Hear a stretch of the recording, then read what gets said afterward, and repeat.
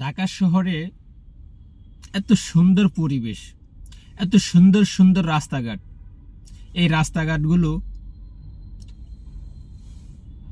চাঁদাবাজদের দখলে, ফুটপাতদের দখলে, ধান্দাবাজদের দখলে।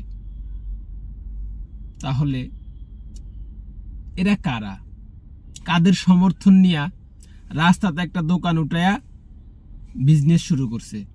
মানুষের চলাফেরার জায়গায় একটা দোকান উঠায়া ব্যবসা শুরু করে দিছে। জামাত আসলে কি এই চাঁদাবাজ বন্ধ হবে? চলেন গুরুত্বপূর্ণ আলোচনা করি। জামাত আসলেই অবশ্যই বন্ধ হবে, একটা পরিবেশ চলে আসবে। জামাত গাড়ি চলাচলের রাস্তা, মানুষ চলাচলের রাস্তা দোকান বসাইতে দিবে না। দোকান বসাইতে না দিলেই তাহলে চাঁদাবাজ বন্ধ। ঢাকা শহর আওয়ামী লীগ দেখলাম যে একটু সরকারি জায়গা থাকলে একটা দোকান উঠায়া কর্মসংস্থানের ব্যবস্থা করে দিত।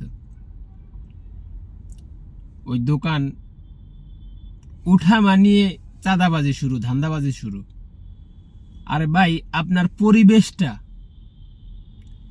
কিভাবে সুন্দর হবে আপনি আগে ওইটা চিন্তা করেন।